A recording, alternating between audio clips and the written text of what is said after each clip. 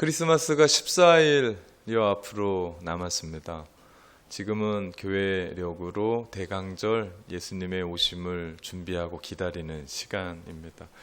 특별히 예수님의 생애를 살펴보면서 예수님이 이 땅 가운데 왜 오셨는지를 우리가 찾아보고 있고요. 예수님의 생애를 크게 네 부분으로 나눌 수 있다고 말씀드렸습니다. 하나는 베들레헴에서의 탄생, 그리고 공생애의 사역, 그리고 십자가에서의 죽음, 그리고 부활. 우리는 이 부분을 거꾸로 지난주부터 우리 부활에 대해서부터 나눴고, 오늘은 십자가에 대해서 여러분과 함께 나누면서 예수님이 이 땅 가운데 왜 오셨는지에 대해서 나누도록 하겠습니다. 제가 어렸을 때 시골 교회에 크리스마스 이브가 되면 톱밥 난로를 켜고 행사를 했습니다. 지금도 이맘때가 되면 그 톱밥 타는 그 구수한 냄새가 제 가슴 깊은 곳에 있는지 냄새가 나는 것 같아요. 그 향기가 제 마음 가운데, 제 머릿속에 있어서 사실은 행복합니다. 그맘때 되면 새벽에 국수 한 그릇 먹고 어른들과 함께 지역마다 나눠져서 새벽송을 돌기도 했습니다. 고요한 밤, 거룩한 밤, 기쁘다 구주 존내를 부르면서 얼마나 열심히 뛰어다는지 모릅니다. 그러면 각 가정에서 초코파이 한 상자씩을 줘요. 그땐 지금은 웃기지만 되게 귀한 거였습니다. 그리고 쌀 붙어있는 과자들도 주고, 그러면 그거 모아다가 다시 포장해서 우리 아이들에게, 어린 아이들에게 성탄 선물로 주기도 했습니다. 어느 때는 목장하시는 장로님 그 지역을 닿는데, 우리 새벽송 대원들을 전부 다 집에 들어오라 하셔서 우리 젖소에서 갓짠 우유를 데펴 주시고 호빵까지 대접해 주셨던 그 기억들, 그리고 그분들과 함께 신앙생활했었던 그 추억들, 그때 그 일들은 저로 하여금 교회가 무엇인지를 깨닫게 하는 소중한 시간이었습니다. 그분들의 그 순수한 신앙, 모르죠? 제가 어렸기 때문에 다 보진 못했지만 그분들이 가지고 있었던 하나님에 대한 그 열정, 그 순수함이 이역만리 떨어져 뉴질랜드에서 목회하는 저로 하여금 그 마음 그대로 지키려고 발버둥 치고 있는지도 모릅니다. 지금은 인터넷에, 개인 PC에, 타블렛에 아이들은 방에서 안 나옵니다. 그런데 그 시절 교회만이 저희의 희망이었죠. 유일한 희망이었습니다. 아이들이 갈 때라고는 교회밖에 없었던 것 같아요. 그래서 아이들과 함께 문학의 방 만들고 크리스마스 이브 준비하고 그러면서 참 많은 시간들을 보냈고, 그런 일들을 하면 교회 안 다니는 아이들도 그때 되면 많이 왔고, 교회 어른들도 크리스마스 이브가 되면 동네 잔치였죠. 밥도 주고 또 연극도 하고, 사실 시골에서 그런 문화를 접하기가 쉽지가 않기 때문에 함께 와서 웃고 그 시간들 보내는 그 시절이, 그 한 교회가 그 지역의 문화를 이끌어 갔고 선도해 갔고, 그리고 사람들에게 평안을 전해 주었던, 어떻게 보면 교회다운 교회의 역할을 했다라고 생각을 합니다. 지금 목사가 돼서 그런 일들을 생각해 보니까 교회가 그런 일들을 감당할 수 있었던 것은 그냥 교회가 있었고 교회의 어떤 외적인 유형이 있어서가 아니라 바로 그 안에 십자가의 능력, 그 복음 때문에, 하나님의 그 능력 때문에 그 모든 일들을 해나갈 수 있었구나라는 생각을 하게 됩니다. 당시 시대가 이랬습니다. 아침에 눈을 뜨면 이장 아저씨가 동네 회관에서 스피커에 음악을 틀어줘요. 그게 새마을 노래입니다. 새벽종이 울렸네, 너도 나도 일어나, 새마을을 가꾸세, 살기 좋은 내 마을 우리 손으로 가꾸세. 마치 찬송가 한 구절을 듣는 것처럼 되게 저한테는 정겨운 노래입니다. 그래서 그 노래를 들으며 사람들은 초가집을 함석지붕으로 바꿨고 마을길도 넓혔습니다. 하지만 그 운동으로 잘 살아보자고 그래서 정말 그렇게까지는 아니지만 잘 살게 됐거든요. 그런데 왜 잘 살아야 되는지에 대한 근본적인 얘기를 해주질 않은 거예요. 그래서 길도 넓히고 초가집도 없애고 잘 살았는데 내가 왜 이렇게 살지? 내가 왜 돈을 벌지에 대한 그 근본에 대한 근원에 대한 얘기를 하지 않은 겁니다. 그런데 그 속에서, 그런 시대 속에서 교회가 왜 그렇게 해야 되는지, 왜 돈을 벌어야 되고 왜 이렇게 살아야 되는지에 대한 근본에 대한, 핵심에 대한 그 이야기를 복음으로 이야기를 해줬던 거죠. 그래서 지금 생각해 보면 그 복음이 그 마을을 바꿨고 그 사람들을 바꾸었던 것을 봅니다. 하나님의 말씀은 그 마을의 한 사람 한 사람들을 참 많이 바꿨습니다. 가정을 바꿨고 사람들을 바꿨고 자녀들을 바꿨어요. 그렇게 바꿔진 사람이 접니다. 그렇게 바꿔져서 이 자리에 쓴 사람이 바로 접니다. 사실 시골교회 글도 모르는 권사님들이 너무나 많았어요. 학교를 다녀본 적이 없기 때문에. 근데 그분들 찬송하자 그러면 찬송 아무데나 펴놔요. 그리고 1절부터 4절까지 한 소절도 안 틀려요. 글을 모르니까 이분들은 찬송이 한번 나오고 그것을 들으면 그냥 외워버려요. 머리가 좋아서가 아니에요. 내가 글을 모르니까 찬송을 불러야 되니까. 지금 가장 긴 절이 5절이에요. 근데 복음성가 보면 8절도 있고 그래요. 하나도 안 틀리세요. 하나님의 말씀, 그분들은 글을 모르니까 목사님이 전하는 그 말씀이 하나님의 말씀인 줄 알고 주일 예배, 저녁 예배, 수요 예배, 새벽 예배 하나도 안 빠져요. 그리고 그 말씀 꿀송이처럼 들어요. 왜? 내가 글을 못 읽으니까 목사님이 전해준 그 말씀에 그렇게 귀 기울이고 들어요. 그래서 얘기하다 보면 이분이 정말 초등학교를 못 나오신 분인가, 글을 모르는 분인가라고 생각할 정도로 지혜로우세요. 제가 만났던 권사님들, 제가 그 시골교회에서 만났던 그 정말 그 논에서 김 메고 우리 밭에서 풀 뽑는 그런 분들, 얼굴은 다 찌그러지고 손은 정말 다 뭉그러졌어도 저는 그분들처럼 지혜로운 분들, 그런 할머니들을 본 적이 없습니다. 그렇게 신앙생활하다가 순수하게 하나님 앞에 깨끗하게 들림 받았던 그 분들, 지금 생각해 보면 글을 모르냐 아냐, 학력이 좋냐 안 좋냐 이런 건 아무 상관이 없는 것 같아요. 복음, 그 복음, 예수 그리스도의 십자가의 복음이 사람들을 바꾸고 마을을 바꾸고 자녀들을 바꾸더라는 거죠.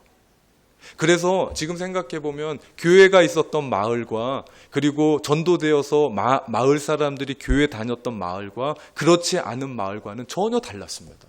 지금 생각해 보니까 그래요. 사는 수준도 달랐고요. 생각하는 가치도 달랐어요. 어떤 마을은 늘 싸움밖에 안 해요. 그런데 어떤 마을은 너무나 화합이 잘 되고 아름답게 움직여가는, 이렇듯 교회는 복음으로 말미암아 지역의 문화를 바꿨고 사람들을 바꿨고 의식을 깨우고 그 일들을 변화시키는 일들을 해갔으며 더더욱이 한 지역을 축복의 통로로 만들어 갔던 것을 봅니다. 제가 말씀을 준비하면서 이런 생각 그리고 이런 것들이 꼬리에 꼬리를 물으면서 오늘날 교회는 어떤가라는 생각을 했습니다. 오늘의 우리 교회는 어떤가? 뉴질랜드 이민교회로서의 우리 교회, 정말 사람들이 이 교회를 유일한 희망이라고 생각하나, 그리고 여기만 오면 기쁘게 교회 다닐까라는 생각을 했습니다. 이 말을 다시 풀면 십자가만이 여러분에게 유일한 소망이고 기쁨입니까? 라고 묻는 겁니다. 그러면서 제가 이 설교를 준비하면서 정말 그럴까? 내 마음 가운데 가지고 있었던 그 교회관이 뉴질랜드 이민을 살아가는 우리에게도 이런 삶이 있을까라는 생각을 했습니다. 어린 시절 군불 떼던 구들장에서 벗어나서 연탄 보일러 초등학교 때 뗐습니다. 연탄 아궁이에 연탄 참 많이 갈았던, 연탄 잘 갈아야 돼요. 구멍을 잘 맞춰야 되거든요. 새벽에 졸립다고 대충 갈면 아침에 일어나면 꺼져요. 그 연탄불 꺼지면 그 시골에서 막 난감합니다. 거기다 올려놓고 모든 걸 다 해야 되는데, 그러면 아침에 학교 갈 때 무지하게 싫은 소리를 듣고 학교를 가야 돼요. 이 얘기는 제가 설교 시간이니까 아주 고상하게 표현한 거, 욕 바가지를 먹고 학교 가는 겁니다. 그 시절 심심치 않게 들려졌던 얘기가 연탄가스에 중독되어 죽었다는 기사였습니다. 연탄가스에 중독되면 우선 커다란 산소 탱크에 집어넣고 사람을 살립니다. 그런데 그 시골에는 이만한 산소 탱크를 갖고 있는 병원이 많지가 않았어요. 하나 있었습니다. 의료원이라고. 거의 종합병원 수준의 그러한 수준의 병원만 구비하고 있었던 겁니다. 그래서 시골에서는 사실은 병원에 어디가 산소 탱크가 있는지에 대한 정보를 갖고 있었어요. 근데 지금 생각해 보니까 그 정보를 갖고 있었어도 희망이 없어요. 저희 동네는. 왜냐하면 저희 동네 통틀어도 자가용이 있는 집이 하나도 없었기 때문에 그 시절에.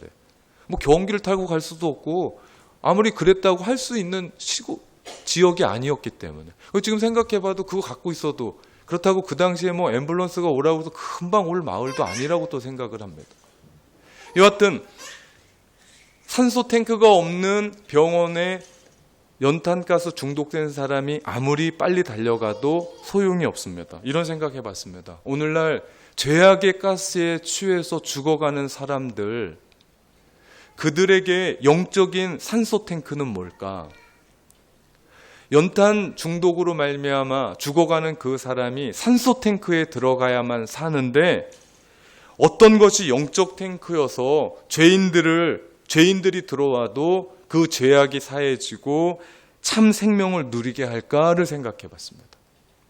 그것은 십자가밖에 없었습니다. 바울은 이런 고백을 합니다. 고린도전서 1장 18절에 십자가의 도가 멸망하는 자들에게는 미련한 것이요 구원을 얻는 우리에게는 하나님의 능력이라. 그러면서 또 23절, 24절에 이런 말씀합니다. 우리는 십자가에 못 박힌 그리스도를 전하니 유대인에게는 거리끼는 것이요 이방인에게는 미련한 것이로되 오직 부르심을 받은 자들에게는 유대인이나 헬라인이나 그리스도는 하나님의 능력이요 하나님의 지혜니라. 아멘 말씀합니다. 오늘을 살아가는 우리에게 십자가는 어떤 의미입니까? 21세기를 살아가는, 그리고 뉴질랜드 이민과 유학으로 살아가는 여러분에게 십자가는 뭡니까? 누군가가 갑자기 도발적인 질문을 하면 여러분은 어떻게 대답을 하시겠습니까? 정말 이 십자가가 여러분의 삶의 유일한 희망입니까? 이것밖에 없다고 붙잡고 삽니까? 아니면 어느새 우리도 유대인들처럼 그 십자가 꺼리끼는 것이 되었고 이방인들처럼 헬라 철학에 깊숙하게 들어있었던 그들처럼 그것이 미련한 것이 되진 않았습니까? 오늘날 내가 좀 배웠다고, 내가 좀 똑똑하다고, 내가 세상 어떻게 살아가야 되는 것쯤을 안다고, 무엇 하면 돈 버는 것쯤 안다고 십자가가 답답하고 십자가가 미련한 것으로 여기며 살아가고 있진 않은지. 사실 세상 살아가면서 이런 부분들, 십자가 설교, 십자가에 대한 부담 느낀다는 것 제가 잘 압니다. 왜냐하면 다른 설교보다 이런 설교하면 사람들이 반응이 없어요. 웃지도 않습니다. 되게 어렵게 들어요. 그런데 저는 또 2016년 1년 동안 로마서의 말씀을 가지고 주구장창 복음 얘기하며 십자가 얘기했고, 나를 따르라 축제 준비하면서 그 한 달 동안 그 십자가 져야 된다 자기 부인하고, 생각해보면 그렇게 전하고 있는 사람이나 그 얘기를 듣고 있는 사람이나 전 대단하다고 생각을 합니다. 그러다 보니까 교회마다 정말 피 묻은 주님의 십자가의 복음보다는 복과 번영의 복음이 더 득실하게 되었고, 십자가 자기 자신을 부인해야 된다라고 하는 그 설교보다는 자기의 긍정과 자기의 숭배에 대한 이야기가 더 많아졌고, 십자가에 대한 고뇌와 묵상보다는 예배가 쇼고 엔터테인먼트에 대한 그런 부분이 더 많은 시대가 되지 않았는지, 기독교가 정말 많이 가벼워졌습니다. 어느새 유대인처럼 그 십자가가 꺼리낌이 됐고 이방인들처럼 그것이 미련한 것들로 된 세상을 살아가고 있는 지금, 혹시 나는 그렇지 않은지, 혹시 우리는 그렇지 않은지 생각해 볼 부분입니다. 이것이 교회들이 가지고 있는 오늘날의 기독교의 문제입니다.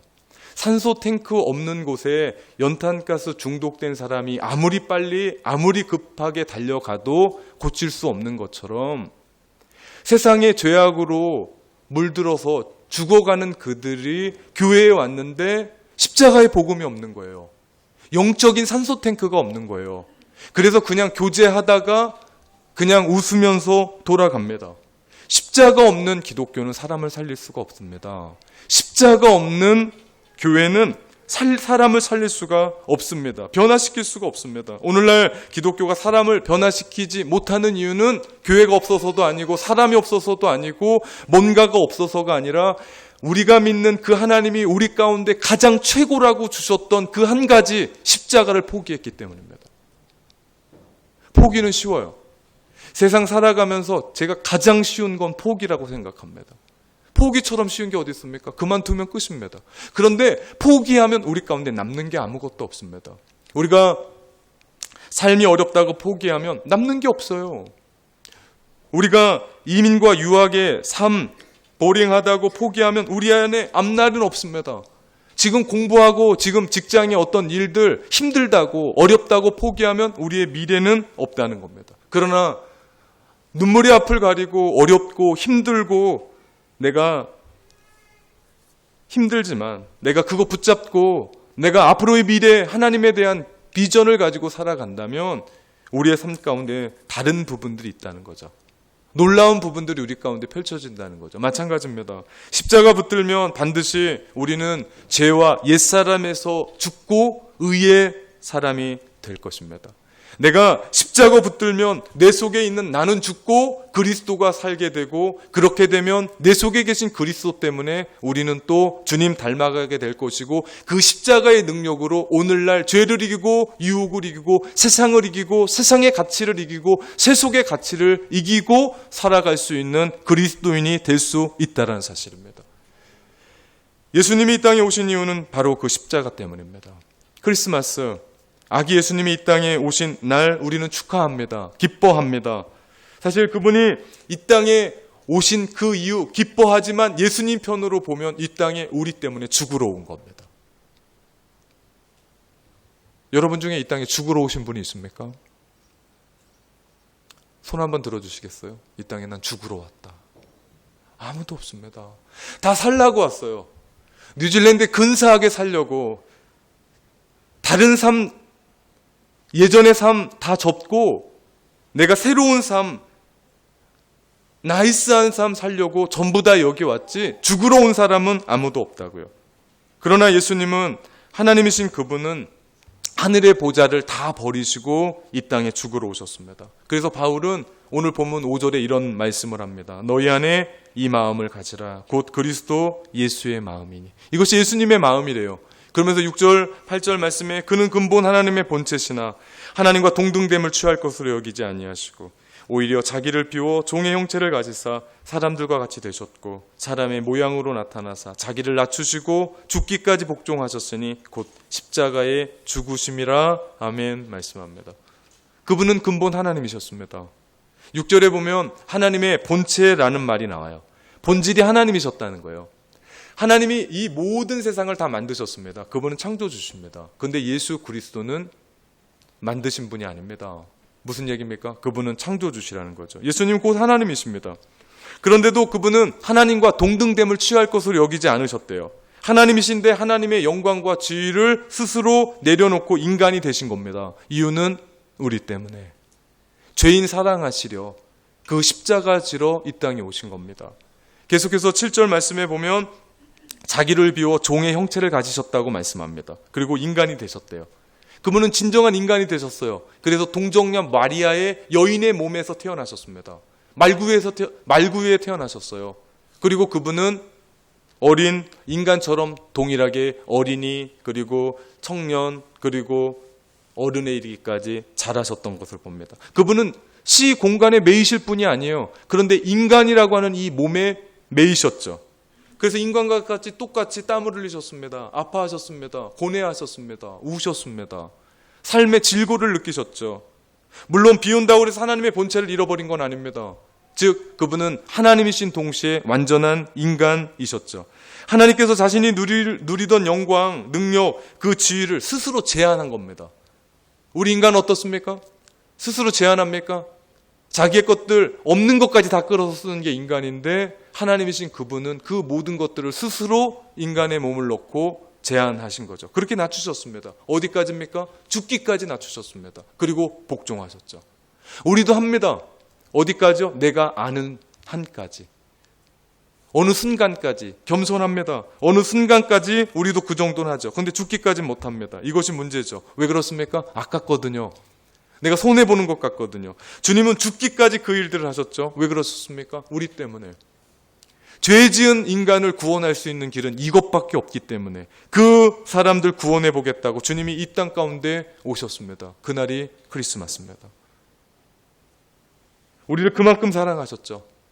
죽음을 자처하시기까지 하늘의 보좌를 버리시고 이 땅에 오신 겁니다. 그 죽음이 십자가의 죽음이십니다. 그분은 영원한 생명이신 분이죠. 그분은 창조주시죠. 그분은 우리를 만드신 분이십니다. 그분은 죽음을 모르시는 분입니다. 그럼에도 불구하고 우리의 죄를 용서하시기 위해 이 땅에 십자가 지러 인간의 몸을 입고 이 땅 가운데 오셨습니다. 그렇다면 이 어마어마한 감당치도 못할 그 사랑을 받은 우리 어떻게 살아야 될까요? 이 말을 다른 말로 풀면 앞으로 다가오는 성탄절을 우리가 어떻게 기다리며 준비해야 될까요? 라는 질문과 다르지 않습니다. 그 길은 한 가지입니다. 우리를 사랑하셔서 오류투성이인 나를 위해 하늘 보좌를 버리시고 이 땅에 오셔서 죽기까지 우리를 사랑하셨던 것처럼 우리 역시도 주님의 마음을 가지고 우리도 찾아가는 겁니다. 우리도 죽기까지 사랑하는 겁니다. 예수님의 제자로서의 그런 삶을 실천하는 겁니다. 이번 크리스마스 다가오면서 우리가 찾아가야 될 사람이 누굽니까? 홀로 아파하고 외로워하는 이웃은 또 누굽니까? 친구가 되어줘야 될 사람은 누굽니까? 유학과 이민의 삶 살아가면서 지쳐하고 돌봐야 줘야 될 사람은 누굽니까? 자식의 문제로, 경제적인 문제로 몸이 아파서 고민하고 갈등하고 아파하는 사람은 또 누굽니까? 이번 크리스마스에 우리에게 주셨던 그 선물을 가지고 그들에게 찾아가면 어떨까요? 그 크리스마스의 선물이 주님의 마음이 될 것입니다. 지난주 저희가 이사 준비를 하면서 집을 정리하는데 자전거가 남는 거예요. 그래서 한 사이트에 올려서 팔려고 팔았더니 연락이 많이 와요. 너무 싸게 냈는지. 한 시티에서 한 여자 청년이 워킹으로 와서 자전거가 필요하다고 연락이 왔습니다. 저녁 10시까지 일한대요. 마음이 좀 그렇더라고요. 그래서 어떻게 자전거를 가져가려냐 물었더니 시티에서 글렌필드까지 버스 타고 와서 그 자전거를 가지고 타고 시티를 가겠대요. 얼마 오지 않은 부분이죠. 그래서 제가 속으로 하버브리지를 자전거 타고 넘는 용감한 사람이 있구나 라고 생각을 했는데 그 문자를 주고받는 아내의 말이 더 걸작입니다. 제 아내입니다. 제 아내. 여보, 자전거 타고 하버브리지를 건널 수 있는 거죠? 저한테 물어보는 겁니다. 금방 온 사람이나 10년 산 사람이나. 제가 그 청년 때문에 한참을 웃었습니다. 그래서 안 되겠다. 일도 늦게까지 하고 차도 없다니까 아내가 배달을 가재요. 그 얼마 된다고 그걸 배달을 해주나 그랬는데 가재요. 그래서 자전거 싣고 가는데 하버브리지를 넘는데 그 청년 때문에 얼마나 웃겨요. 여기를 자전거 타고 건넌다고? 라고 생각하면서 되게 웃겼습니다. 그래서 아내랑 얘기하면서 여보 이거 그냥 주고 옵시다. 주고 옵시다. 뭐라고 얘기하죠? 그러길래 크리스마스 선물이라고 주고 오면 좋아하겠다고.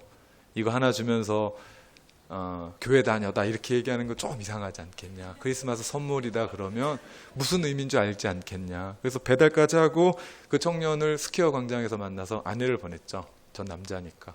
자전거를 한번 푹 타고 다니 자전거가 너무 좋대요. 그래서 우리한테 또 헬멧 있냐고 그러길래 애들 쓰다 있는 헬멧까지 갖고 가서 너무 좋대요. 그러면서 돈을 주려고 할 때 아내가 그랬답니다. 크리스마스 선물입니다. 그랬더니 청년이 너무 좋아하는 거예요. 들은 겁니다. 이런 생각을 해봤습니다. 누군가는 뉴질랜드 워킹, 워홀로 왔다가 아니면 어떤 부분으로 왔다가 한 사람 잘못 만나서 뉴질랜드 진짜 이상한 나라더라. 다시는 가면 안 되는 나라더라. 그렇게 생각하는데 누군지도 모르는 그 한 사람의 그 크리스마스 선물이 그 청년에게는 평생의 기쁨이 되지 않을까. 우리가 뭐 큰 거 한 거 아닙니다. 그냥 중고로 있었던 자전거 하나 그냥 전달해줬던 그 얘기를 듣는데 제가 더 기쁘더라고요. 이런저런 생각하는데 제가 더 가슴이 벅차더라고요. 이런 생각해봤습니다. 이것이 주님의 마음이지 않나. 그렇게 하려고 이 땅에 오셨던 주님, 우리가 믿는 주님이 그분이신데 우리도 주님처럼 살아야 되지 않을까. 크리스마스의 진정한 선물은 다른 것이 아니라 예수 그리스도. 세상 살면서 우리가 받은 그 선물, 그 십자가의 사랑, 우리도 그렇게 받은 그대로 그 사랑 받아서 내가 구원받고 이렇게 확신 가지고 살아간다면 우리도 그 사랑 받은 그 사랑, 크리스마스의 선물 예수 그리스도 우리도 이제는 나눠야 될 때가 되지 않았나. 그날이 바로 크리스마스입니다. 사랑하는 성도 여러분, 우리도 크리스마스 선물 하나 준비하면 어떨까요?